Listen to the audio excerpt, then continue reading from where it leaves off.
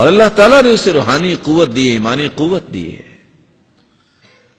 دوسرا اصول المحافظۃ علی تلاوت القرآن، قرآن کی تلاوت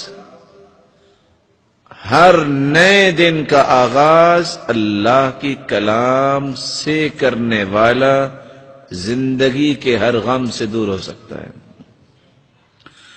ابو موسیٰ اشعری رضی اللہ تعالی عنہ اور عمر رضی اللہ تعالی عنہ کو مقام کیسے ملا؟ اس بات میں کوئی شک نہیں ہے کہ کائنات میں سب سے اعلیٰ صحابہ کرام میں ابو بکر ہیں رضی اللہ عنہ، لیکن عمر رضی اللہ تعالیٰ عنہ بات کرتے اللہ قرآن بنا کے بھیج دیتے۔ بیت اللہ میں آئے کہتے ہیں یا رسول اللہ لو اتخذنا ذلك المقام للمصلی، ہم یہاں مقام ابراہیم پہ نماز نہ پڑھ لیں؟ جبریل ہواؤں اور فضاؤں میں تیرتے ہوئے آئے واتخذوا من مقام ابراہیم مصلی، آیت نازل ہوگی کہ یہاں 2 رکعتیں پڑھیں۔ عمر رضی اللہ تعالیٰ عنہ اللہ کے رسول صلی اللہ علیہ وسلم کے پاس آئے، کہتے ہیں یا رسول اللہ صلی اللہ علیہ وسلم دخل علیک البر والفاجر ولو امرت امہات المؤمنین بالحجاب، آپ کے پاس نیک لوگ بھی آتے ہیں، برے لوگ بھی آتے ہیں، آپ مومنوں کی ماؤں کو پردے کا حکم کیوں نہیں دے دیتے؟ ابھی یہ بات مکمل نہیں ہوئی، پردے کی آیات لے کے جبریل امین نازل ہو گئے۔ سبب کیا تھا؟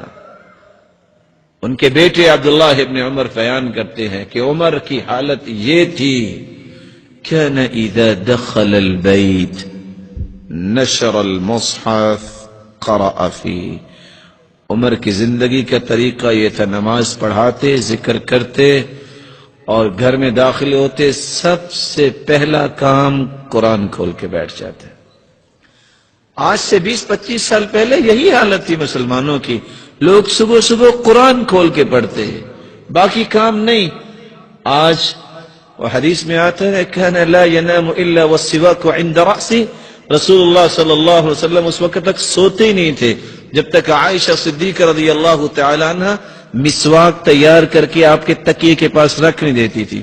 آج سوتے وقت بھی ریموٹ پاس ہے اور اٹھتے وقت بھی سب سے پہلا کام ریموٹ ہی ہاتھ میں ہوتا ہے۔ کہاں سے سکون آئے گا؟ جانتے ہیں ریموٹ کس کا؟ وہ رات نا اصل میں لیٹ نائٹ ایک ڈرامہ لگتا ہے، اعوذ باللہ اعوذ بوجہ اللہ، یبعث الناس علی ما ماتوا، قیامت کے دن ہر شخص اسی حالت میں اٹھایا جائے گا جس حالت میں اسے موت آئی۔ سوچے اگر اتنی غلیظ سائٹ پہ اس کی رات گزرتی ہے، اگر اس حالت میں موت آ گئی تو قیامت کو کس طرح اٹھایا جائے گا؟ کیا بنے گا؟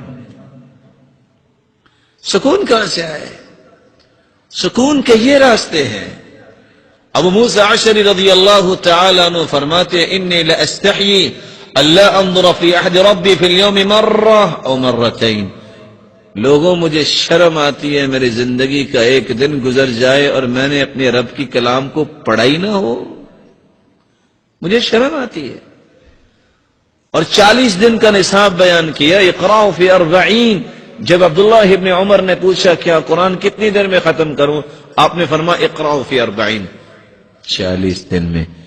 آپ میں سے کون بھائی ہے جو 40 دن میں قرآن ختم کرتا ہے؟ بتائیے۔ آپ میرے محترم ہیں، میں بھی سوچوں آپ بھی سوچیں، ہم کہاں کھڑے ہیں؟ اقرأ فی 30، 1 مہینے میں، کہانی میں اور پڑھنا چاہتا، اقرأ فی 20، فی 10، فی 7، زیادہ سے زیادہ 40 دن میں قرآن ختم کرنے کا آرڈر اللہ کے رسول نے دیا، اور اگر زیادہ پڑھنا ہے تو 7 دن میں اور 3 دن میں ختم کرو، لیکن 3 دن میں جو قرآن ختم کرتا ہے اس نے قرآن کو سمجھا نہیں، اتنی تیزی سے پڑھا ہے، قرآن کو سمجھ کر پڑھنا چاہیے۔ کون ہے جو 40 دن میں قرآن ختم کرتا ہے؟ یہ روحانی غذا جب تک نہیں ہوگی دنیا کا سکون کہاں سے آئے گا؟ امام احمد بن حنبل رحمۃ اللہ علیہ اور امام شافعی رحمۃ اللہ علیہ استاد شاگرد تھے۔ امام شافعی رحمۃ اللہ علیہ کے پاس کچھ فقہاء آئے اور وہ قرآن کھول کے بیٹھے، پڑھ رہے ہیں اور پڑھ رہے ہیں اور پڑھ رہے ہیں، کہتے ہیں ہم بھی آئے ہیں، ہم سے بھی کوئی بات کیجئے۔ کہتے ہیں قد شغلکم الفقہ عن القرآن، تمہیں تو فقہ نے قرآن سے مشغول کر دیا ہے مجھے لگتا ہے. میں تو قرآن کھول کے بسا اوقات عشاء کی نماز پڑھ کے بیٹھتا ہوں، اتنی لذت آتی ہے. فما اطبقه حتى الصباح، صبح کی اذان کا وقت ہو جاتا ہے اور قرآن بند کرنے کو جی نہیں چاہتا. یحییٰ بن معاذ سے کسی نے پوچھا آخری سانسوں میں ہو کوئی خواہش؟ کہتے ہیں 2 خواہشیں. اشتہی من الدنیا شیئین بیتا خالیا ومصحفا جید الخط اقرأ فی. 2 ہی خواہشیں ہیں دنیا سے چاہ رہا ہوں، خالی گھر مل جائے، قرآن کا نسخہ مل جائے اور میں بیٹھ کے قرآن پڑھتا نظر آؤں. امام